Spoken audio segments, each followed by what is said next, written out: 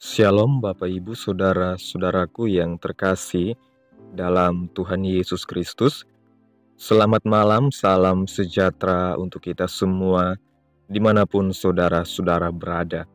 Kiranya kekuatan dan sukacita oleh Roh Kudus melimpah dalam hati dan kehidupan saudara semua. Dan semoga saudara semua dalam keadaan sehat selalu. Pada malam hari ini sebelum kita mendengarkan renungan firman Tuhan, mari terlebih dahulu kita berdoa. Bapa kami yang ajaib, Bapa di dalam kerajaan sorga, Bapa yang kekal dan penuh kasih sayang, Bapa di dalam nama Tuhan Yesus Kristus, kami mengucap syukur Tuhan, oleh karena pertolongan-Mu di sepanjang hari, kami boleh dimampukan Tuhan untuk melewati hari ini, melakukan tugas tanggung jawab kami, mengerjakan segala aktivitas kami dengan pertolongan Tuhan. Pada malam hari ini ya Tuhan, kami hendak mendengarkan kebenaran firman-Mu. Berilah kami pengetahuan dan bimbinglah kami agar apa yang Engkau firmankan dapat bekerja sesuai kehendak-Mu. Bukalah hati dan pikiran kami untuk mendengar dan menerima firman-Mu. Kiranya firman-Mu ini dapat kami lakukan di dalam setiap kehidupan kami dan menjadi berkat bagi kehidupan kami. Terima kasih Tuhan Yesus. Ini yang menjadi doa kami. Kami sudah siap menerima firman-Mu. Dalam nama Yesus kami berdoa. Amin. Bapak Ibu Saudara-saudaraku yang terkasih, ayat renungan kita pada malam hari ini terdapat dalam Injil Lukas pasal yang ke-23 ayat yang ke-42 yang mengatakan, "Lalu ia berkata, Yesus, ingatlah akan aku apabila Engkau datang sebagai Raja."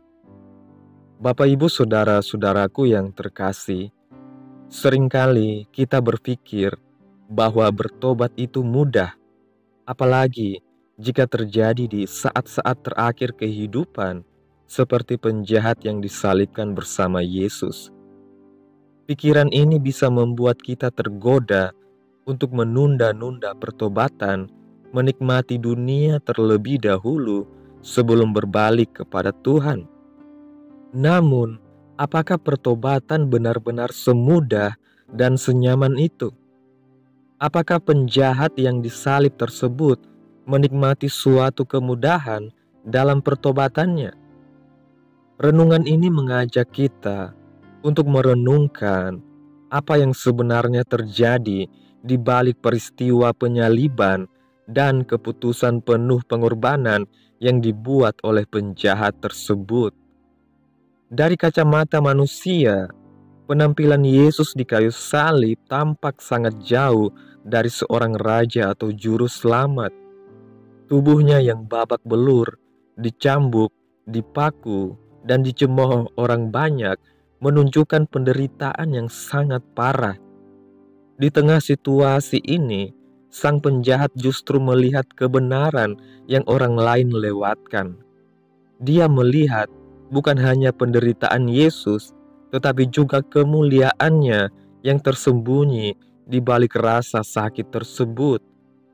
Ia memutuskan untuk percaya kepada Yesus dalam keadaan seperti itu bukanlah keputusan yang mudah. Pada saat yang paling menyakitkan dalam hidupnya, sang penjahat memilih untuk berpaling kepada Yesus. Ini bukan keputusan impulsif, tetapi hasil dari pengamatan, merenungkan apa yang terjadi di sekitarnya, dan menolak ejekan yang diarahkan kepada Kristus. Dengan berani, dia mengakui Yesus sebagai Raja di tengah hinaan dan siksaan yang mereka alami bersama.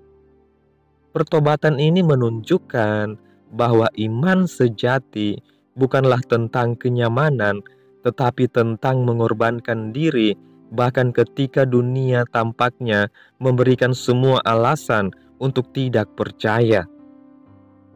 Mungkin kita berpikir, enak ya jadi penjahat yang disalib bersama dengan Yesus itu.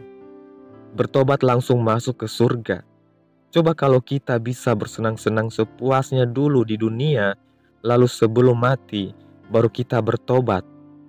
Pertanyaannya, benarkah penjahat itu bertobat secara enak? Kita lihat dulu dari sisi Tuhan Yesus. Penampilannya saat itu betul-betul tidak menjanjikan. Dia lebih mirip seorang pesakitan daripada seorang penyelamat. Selain kondisi fisik Tuhan yang begitu buruk dan mengerikan, ejekan, olok-olok, dan hujatan pun menimpanya secara bertubi-tubi. Dalam keadaan yang sangat buruk ini, Yesus tetap menjadi sumber keselamatan bagi mereka yang percaya kepadanya. Penjahat yang bertobat melihat melampaui penampilan fisik Yesus yang menderita dan menyadari bahwa di hadapannya berdiri Sang Raja yang sesungguhnya. Sebuah pertobatan yang sejati bukanlah tentang momen yang nyaman atau menunggu waktu yang tepat. Justru dalam kondisi yang paling sulit dan menyakitkan, kepercayaan kepada Yesus menjadi tindakan iman yang luar biasa. Si penjahat sendiri juga sedang menanggung penyaliban. Penyaliban diakui sebagai bentuk hukuman mati yang paling keji dan paling menyiksa. Kesengsaraan yang diakibatkannya berlangsung secara pelan tetapi pasti. Penderitaannya seakan tidak berujung. Seseorang pernah menulis, dalam keadaan seperti itu, kita cuma bisa berdoa atau mengutuk.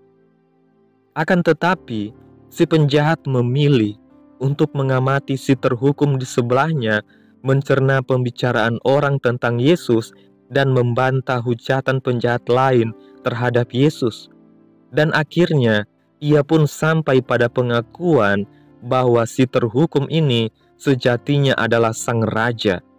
Apakah saudara akan mengatakan bahwa itu keputusan yang diambil secara gampang dan enak? Sang penjahat memberi kita contoh tentang bagaimana menghadapi penderitaan dan ketidakpastian. Ia bisa saja memilih untuk menyerah pada keputusasaan dan mengutuk nasibnya.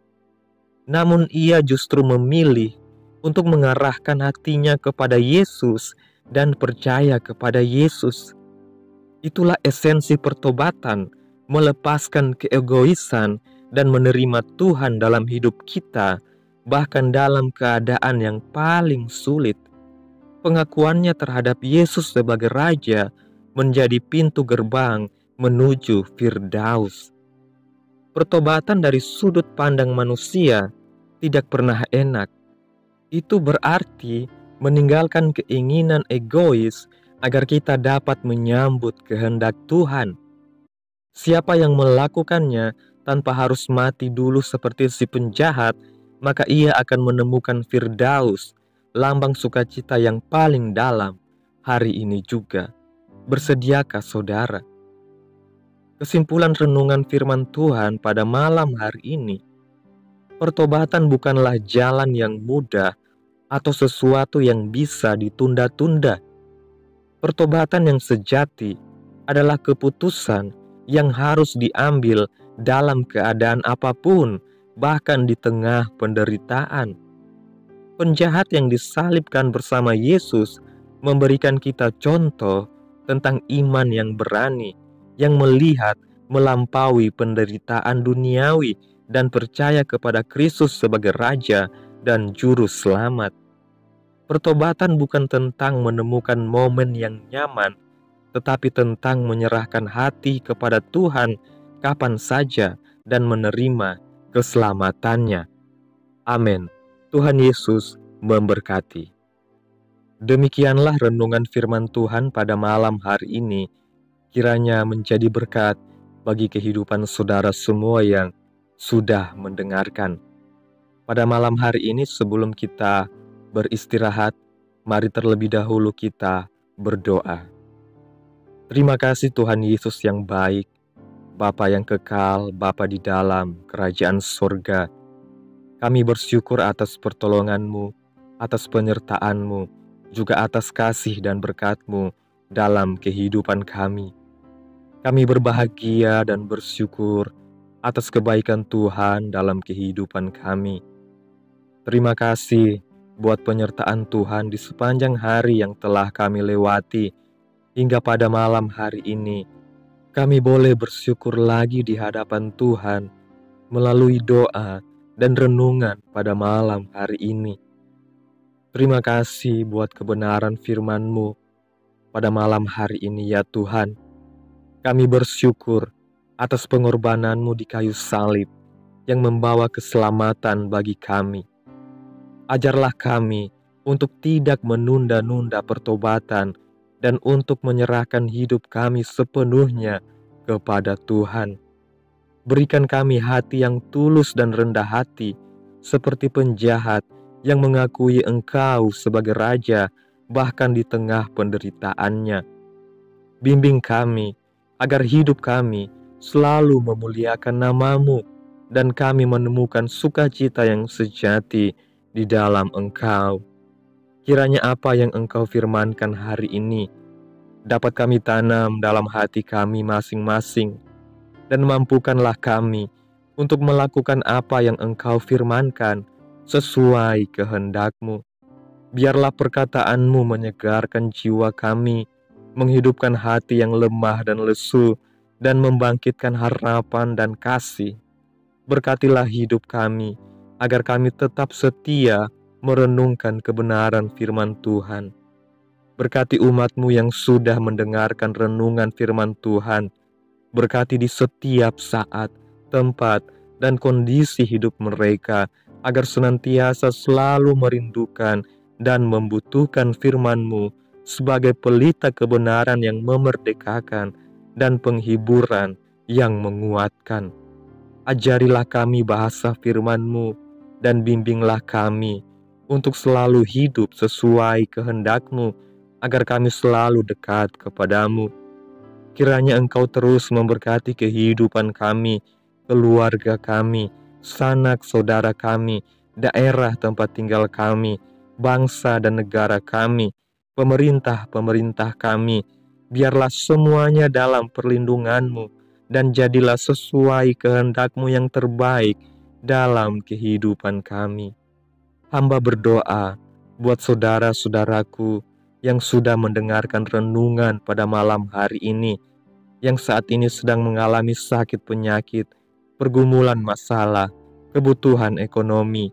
Kiranya Engkau jamah, sembuhkan sakit penyakit mereka, pulihkan keadaan mereka, berkati perekonomian mereka, serta berikan jalan keluar di setiap pergumulan masalah yang mereka sedang hadapi. Dan ajarlah kami ya Tuhan, untuk selalu berharap dan percaya sepenuhnya kepada Tuhan Yesus. Dan pada malam hari ini ya Tuhan, kami akan beristirahat dalam tidur kami. Kiranya Engkau sertai dan lindungi kami di sepanjang malam yang akan kami lewati ini, sehingga kami boleh bangun besok pagi dengan tubuh yang sehat, kuat, serta diberkati Tuhan. Terima kasih Tuhan Yesus. Ini yang menjadi doa kami. Mari sama-sama kita berdoa. Bapa kami. Bapa kami yang di surga, dikuduskanlah nama-Mu, datanglah kerajaan-Mu, jadilah kehendak-Mu di bumi seperti di surga. Berikanlah kami pada hari ini makanan kami yang secukupnya, dan ampunilah kami akan kesalahan kami, seperti kami juga mengampuni orang yang bersalah kepada kami. Dan janganlah membawa kami ke dalam pencobaan, tetapi lepaskanlah kami daripada yang jahat, karena Engkaulah yang empunya kerajaan dan kuasa dan kemuliaan sampai selama-lamanya. Amin.